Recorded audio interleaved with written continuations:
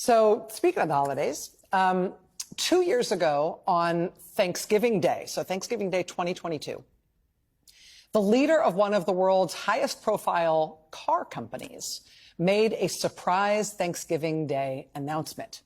He told people who owned his company's cars that as of that day, they no longer had to drive their cars. Starting that day, Thanksgiving Day, the cars would be able to drive themselves from here on out. Quote, Tesla full self-driving beta is now available to anyone in North America who requests it from their car screen, assuming you have bought this option. Congratulations to Tesla Autopilot/AI team on achieving a major milestone.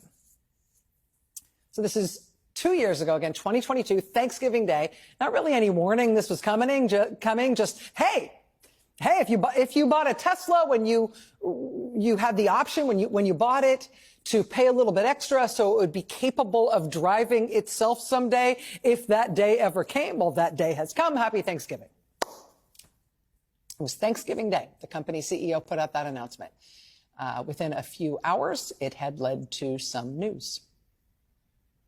Now at 5, 16 people, including 8 kids, were part of a multi-car crash on the Bay Bridge, causing some major traffic tie-ups. They say it happened so fast, a chain reaction crash eastbound on the Bay Bridge and inside the Yerba Buena Tunnel. I thought I was a goner at first when it happened. I mean, you see something like that, it's like coming towards you at full speed. I thought, well, this is it. So that was Thanksgiving Day 2022. Just a few months later, the news outlet The Intercept obtained video that showed that accident as it happened. It turns out it was a Tesla whose owner says the car was in full self-driving mode and the car just randomly braked super hard in the middle of the tunnel, which is what started that huge pileup of cars in the tunnel, the one that injured all those people. Until today, we only saw the aftermath of the chain reaction crash last Thanksgiving Day. Drive-by video of cars stacked up in the Yerba Buena Tunnel, eastbound on the Bay Bridge, and a traffic jam that lasted hours. But Bay Bridge surveillance video now shows how it started. A 76-year-old lawyer from San Francisco told the CHP his white 2021 Tesla Model S was in full self-driving mode when it suddenly deployed the brakes. A total of 8 vehicles crashed, 9 people injured, including a 2-year-old boy. Just hours before the crash, Tesla CEO Elon Musk announced the launch of the full self-driving beta version, which he called a major milestone. But there are a growing number of reports of the Tesla technology unexpectedly slamming on the brakes. The National Highway Traffic Safety Administration assigned a special crash investigation team to look into what happened. They're already investigating dozens of incidents involving advanced driver assistance systems from Volvos, Cadillacs, Hyundai, Genesis, and Cruise, but mostly Tesla. Mostly Teslas.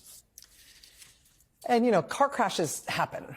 We humans aren't all that great at avoiding the problem of hurting and killing ourselves and each other with our cars. Car crashes are a plague. And who among us can say whether robots might be better at driving than us overall, writ large? But in a country with more than 280 million cars and trucks on the road, clearly it's worth studying if we're going to make this change, right? It's worth studying whether letting robots drive our cars is going to be more or less safe than having us humans drive the cars. Well, the U.S. government is doing that studying. You saw a reference in that news report there to the National Highway Traffic Safety Administration looking into that particular crash and others like it. Well, the year before that big Thanksgiving Day crash in the Bay Area, that government agency started a program where car companies have to report when crashes happen while a car has been in autopilot or in full self-driving mode. They have to tell the government when that happens. So that means crashes like that one that happened in the tunnel in 2022 in the San Francisco Bay Area. Also from this other terrible crash that was right nearby in Contra Costa County in California the following year. This was a fire truck that got slammed into at speed by a Tesla that was on autopilot. The Tesla driver was killed. 4 firefighters were sent to the hospital in that crash. Earlier this year, the agency released its report on its findings after collecting all of this data for several years. It led to headlines like this, quote, Tesla's autopilot and full self-driving linked to hundreds of crashes and dozens of deaths. Government report described the data about these hundreds of crashes, but it also gave the specific details of some of them, including one particularly harrowing one from North Carolina. A 10th grader stepped off of a school bus.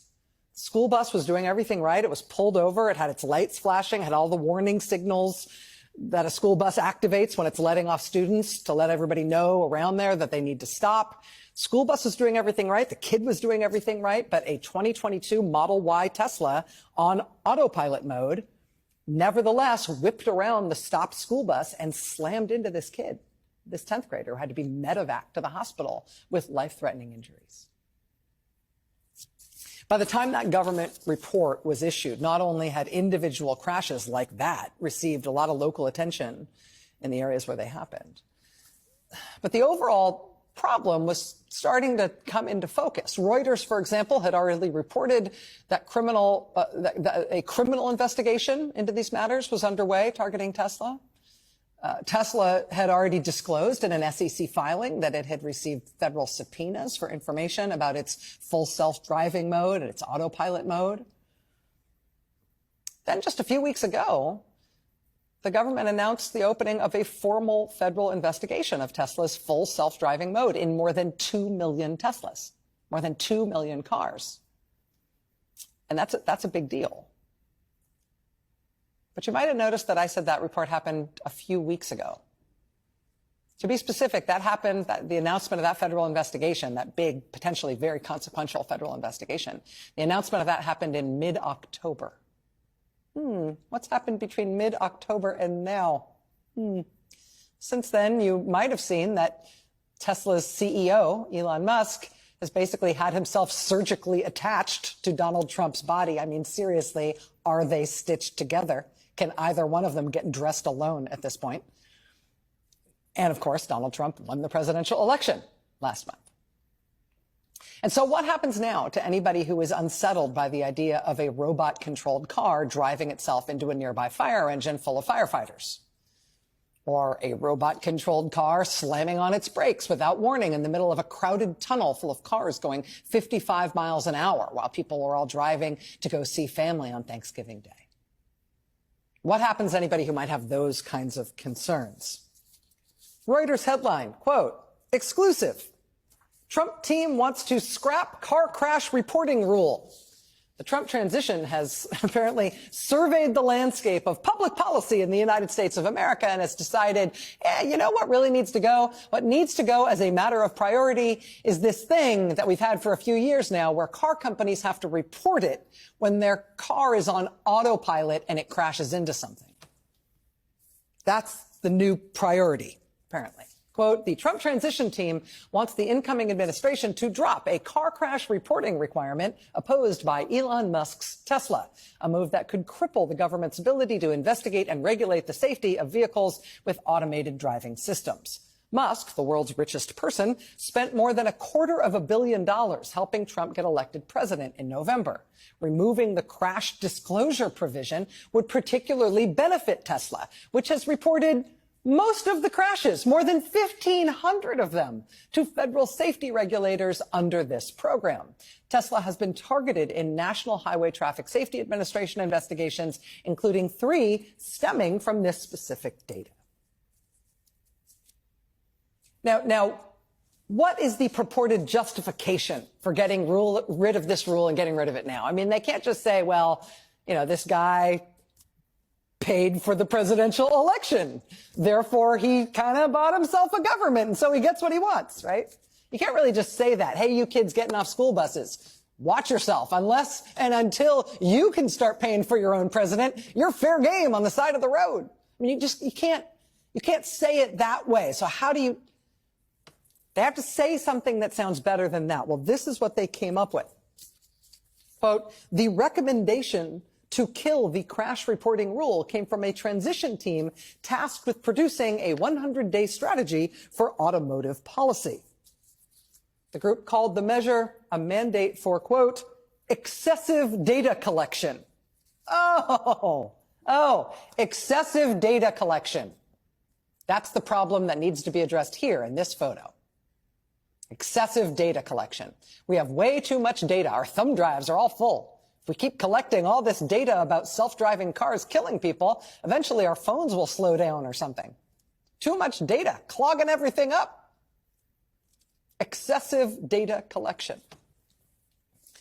Quote, a Reuters analysis of the NHTSA crash data shows Tesla accounted for 40 out of the 45 crashes reported to the agency through October 15th.